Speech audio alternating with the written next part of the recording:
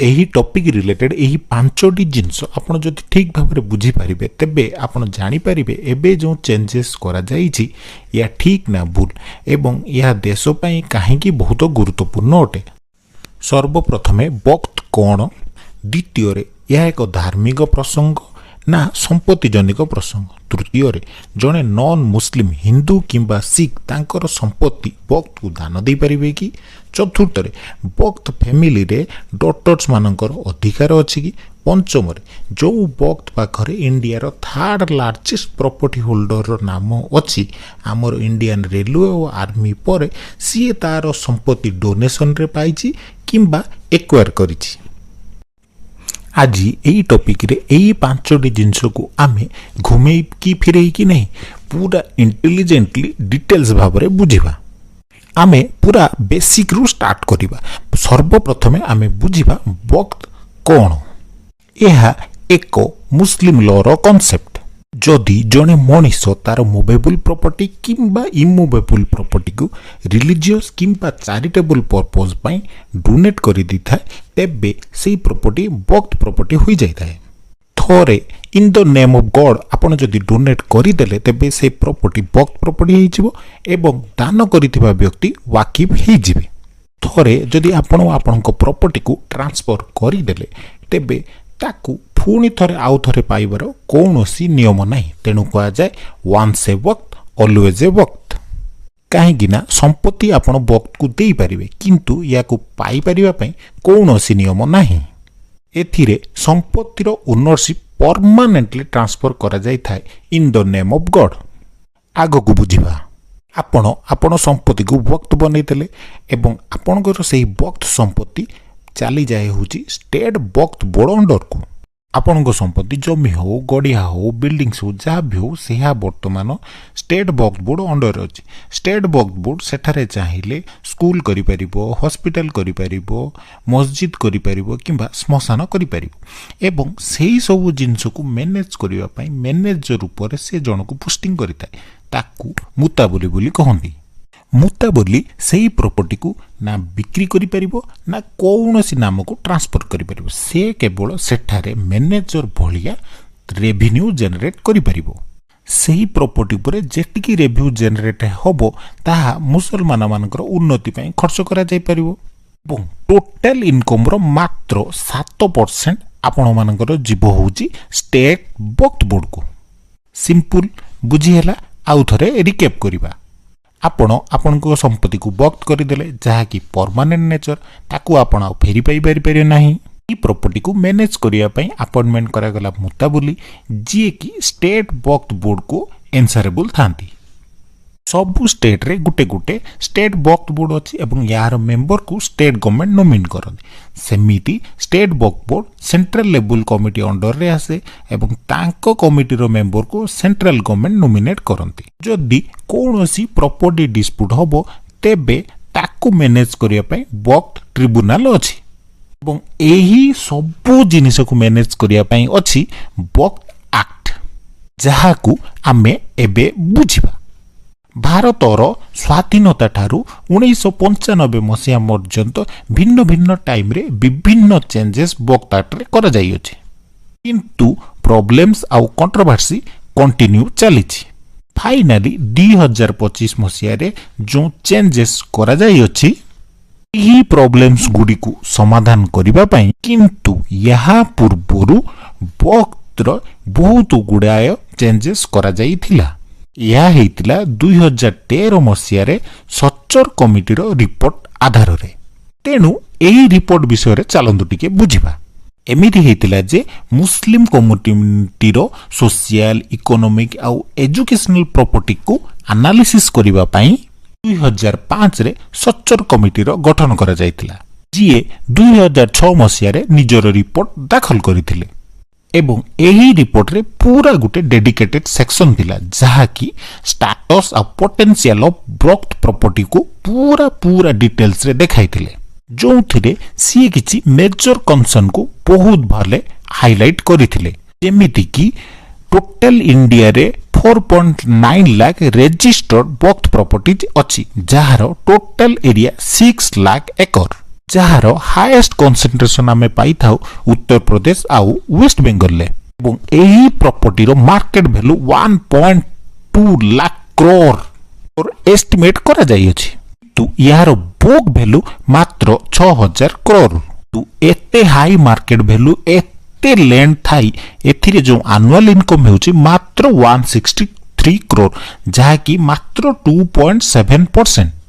एते कम इनकम दर्शाता हेउची under utilisation आउ miss management of Waqf properties. एथि पई सच्चर कमिटी कहिथिले जे जदि ठीक भाबरे सुचारू रूपे वक्फ प्रॉपर्टी को मैनेज करा जाय परिबो तेबे ताहा मुस्लिम कम्युनिटी रो एजुकेशन सोशल उपरे रिफॉर्म आनी परिबो। जदि minimum site of rate of return आमे रखिबा तेबे 10% ऑफ मार्केट वैल्यू रे आमे 12,000 करोड़ एनुअल इनकम जनरेट करि परिबा। एही की फाइंडिंग्स उपरे बेसिक करी सच्चर कमिटी मध्य किछि रेकमेंडेशन करिथिले जेमिति किछि स्ट्रिक्टर रूल रहिबो फॉर बेटर मैनेजमेंट पाई मुताबलिंग पाई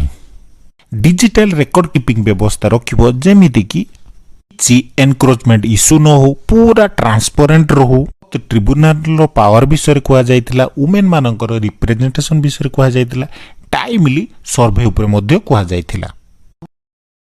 आउ या मध्य कुआ जायतिला जे जदि वक्फ प्रॉपर्टी रो बेटर मैनेजमेंट आउ डेवलपमेंट पई नॉन मुस्लिम प्रोफेशनल को हायर मध्य करा जाय परिबो। एही रेकमेंडेशन बेसिस रे हमरो वक्फ अमेंडमेंट 2013 को पास करा जायतिला आउ ध्यान दबार विषय होउची जे 2024 रे जो वक्फ अमेंडमेंट बिल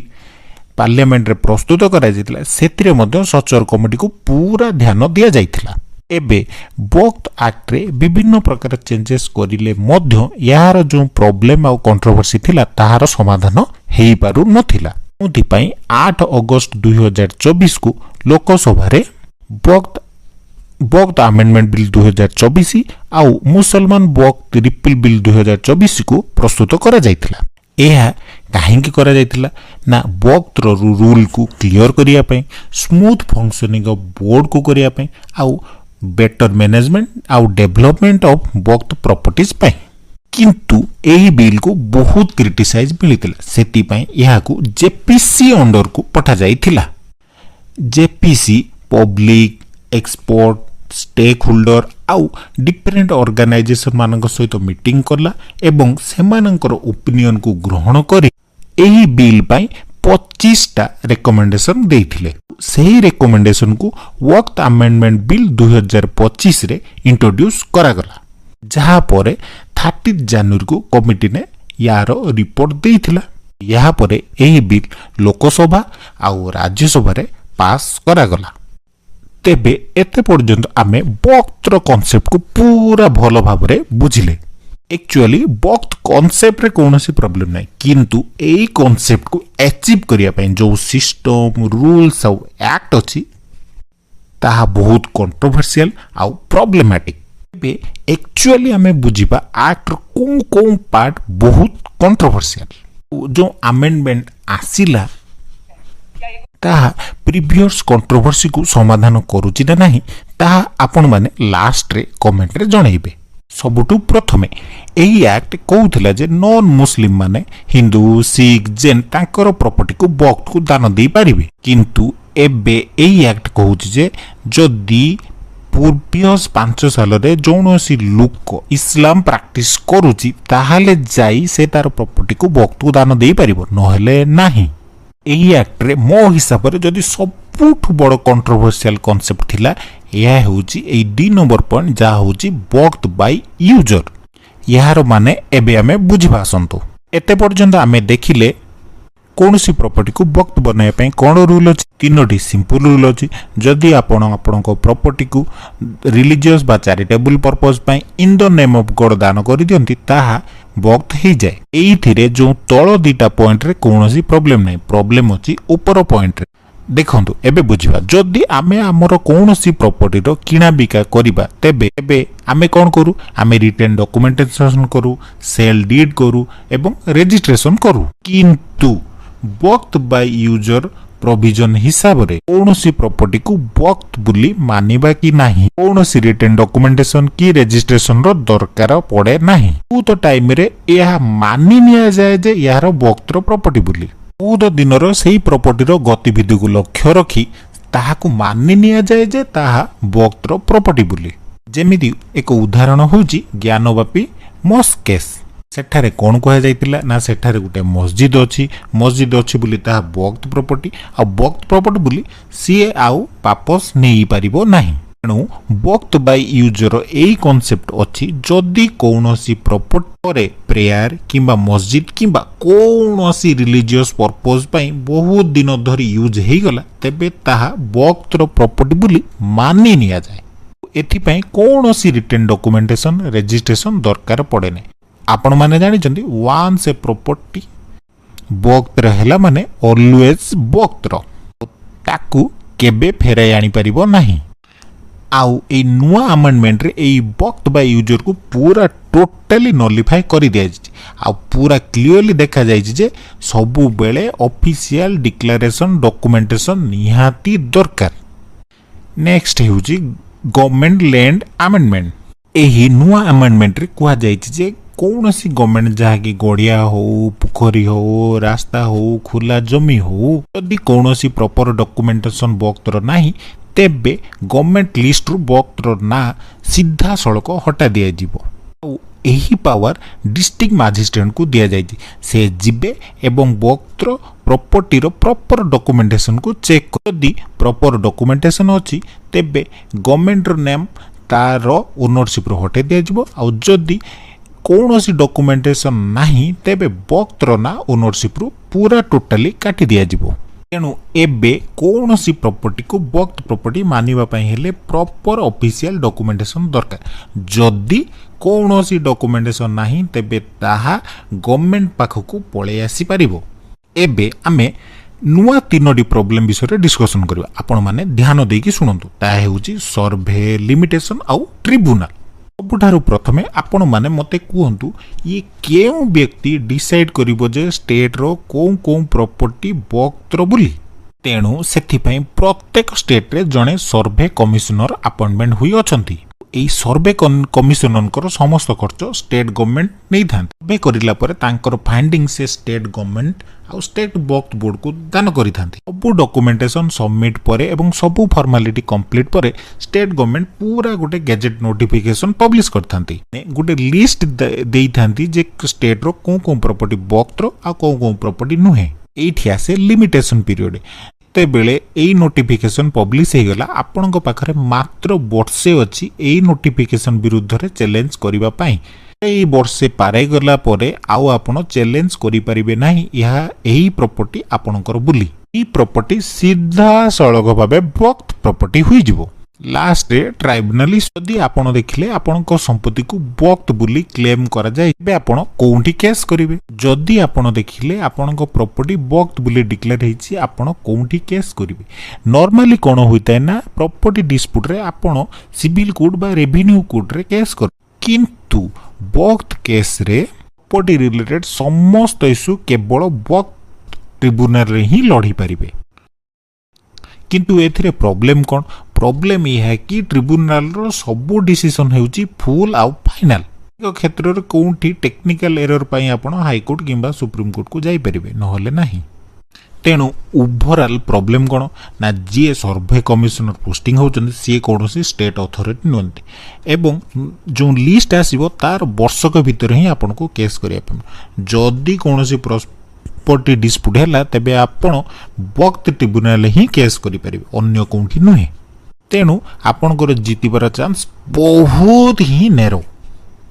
एबे नुआ अमेंडमेंट परे आउ सर्वे कमिश्नर कमिशन करिवे नाही यह डिस्ट्रिक्ट कलेक्टर करिवे जोंथिरे कि बेटर मैनेजमेंट हेबो नुआ अमेंडमेंट रे डिस्प्यूट आउ रिजोल्यूशन को बहुत ही न्यूट्रल आउ ट्रांसपेरेंट कर जदि कलेक्टर डिसाइड कले जे एही प्रॉपर्टी वक्त रो नुहे तेणु आगो को जाय या हो वक्त रो प्रॉपर्टी हुई रहिबो रेवेन्यू रिकॉर्ड को अपडेट कर दिया जिवो एवं एही प्रॉपर्टी गवर्नमेंट रो हुई जिवो जदि वक्त बोर्ड ए डिसीजन रे अपील करिया पई चाहिबो तबे से वक्त ट्रिब्यूनल को जाई परिबो आगुरी कौन होता ना वक्फ ट्रिब्यूनाल डिसीजन फाइनाल थिला किंतु नुआ अमेंडमेंट अनुसार आपण 90 डेज मध्य ए केस टी को हाई कोर्ट रे मध्य करि परिबे। वक्फ क्रिएट करिया पई गोटे कांसेप्ट अछि वक्फ अलाल औलाद। यार मान है जदि जड़े कौन सी लुकर फैमिली मेंबर आउ कहीं रहिले नहीं समस्ते आर पारी को चलीगले तेबे तांकर संपत्ति ऑटोमेटिकली वक्फ को हो जाउतला किंतु एथिरे प्रॉब्लम होजी जे एथिरे वुमेन्स मानकु किंबा डॉटर मानकु लीगली हेयर भाबरे ग्रहण करा जाउ नथिला किंतु एई जो नुआ अमेंडमेंट आसीची एथिरे वुमेन्स हो किंबा डॉटर हो किंबा से माने मैरिड करि थांदु सेमानंकु लीगल हेयर भाबरे ग्रहण करा जिवो। न्यू अमेंडमेंट पर डॉक्टर्स माने सेमानकर इक्वल राइट्स इक्वल शेयर मध्य क्लेम करि परिबे। एबे आमे वाकफ रे जो डिफरेंट बॉडी अछंती सेमानकर अथॉरिटी कंपोजिशन रे कोन चेंजेस आछि से सब संबंध रे जानिबा। आगुरु वाकफ बोर्ड हेउ एवं वाकफ काउंसिल हो सेथिरे केवल मुस्लिम लोक ही रहउतले एबे न्यू अमेंडमेंट पर सेथिरे नॉन मुस्लिम माने मध्य रही पारिबे आउ वुमेन माने मेंबर होबा कंपलसरी करा जाई अछि। आउ जो नॉन मुस्लिम लोक रहिबे से माने केवल एडमिनिस्ट्रेशन आउ जो प्रॉपर्टी डिस्प्यूट होबो से संबंध रे बुझाबुझी करिवे। रिलीजियस रे जो डिस्प्यूट की प्रॉब्लम होबो से माने से सब रे बुझाबुझी करिवे नाही। एबे बुझिबा वक्फ ट्रिब्यूनाल ले कोन चेंजेस आसीछि। आगुरु वक्फ ट्रिब्यूनाल ले जने मुस्लिम एक्सपर्ट रहउतले आउ से इस्लामिक लॉ अनुसार डिसीजन नेउतले एवं वक्फ ट्रिब्यूनाल डिसीजन फुल आउ फाइनल रहउतले। एबे किंतु से मुस्लिम एक्सपर्ट कर पोजीशन को हटे दिया जाइछि तांको बदल रे जने फॉर्मर किंबा करंट डिस्ट्रिक्ट जज से रहिबे आउ से तांकर डिसीजन हमर संविधान अनुसार नेबे। वर्तमान आमे दुईटी इंपोर्टेंट क्वेश्चन विषय डिस्कशन करिबा। प्रथम क्वेश्चन होची वक्फ कांसेप्ट गोटे रिलीजियस इश्यू ना प्रॉपर्टी इश्यू। जेमिति आमे माने पूर्वरु डिस्कशन कले वक्फ कांसेप्ट गोटे मुस्लिम लॉ रु आसीची तेनु वक्फ होची रिलीजियस इश्यू किंतु ए जो स्टेट वक्फ बोर्ड अछि वक्फ काउंसिल अछि कि वक्फ ट्रिब्यूनाल अछि यह रिलीजियस इश्यू नै यह होची प्रॉपर्टी इश्यू। आमर द्वितीय क्वेश्चन होची गवर्नमेंट केवल ए माइनॉरिटी रिलीजियस इश्यू रे एते इंटरफेरेंस काहेकि करूची। तेबे आमे गोटे काम करिबा आमे ए जिंस को बुझिबा पई हेले हमर जो मेजॉरिटी रिलीजियस इंस्टीट्यूशन अछि यह केमिति मैनेज होची तार कंपैरिजन आमे हमर माइनॉरिटी कर जो रिलीजियन इंस्टीट्यूशन अछि ता संबंध रे कले आमे या विषय रे डिटेल्स जानि परिबा।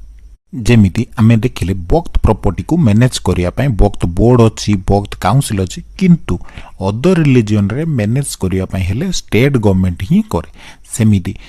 वक्फ रे कोनोसी डिस्प्यूट हेले ताकू रिजोल्यूशन करिया पई आपण मानकू वक्फ ट्रिब्यूनाल को जिवो किंतु अदर रिलीजन ले कोनोसी प्रॉपर्टी डिस्प्यूट किंबा रिलीजन इंस्टीट्यूट रे प्रॉपर्टी डिस्प्यूट हेले आपण को नॉर्मली आम भली नॉर्मल पीपल को भली सिविल कोर्ट किंबा हाई कोर्ट को जिबा पई पड़िबो।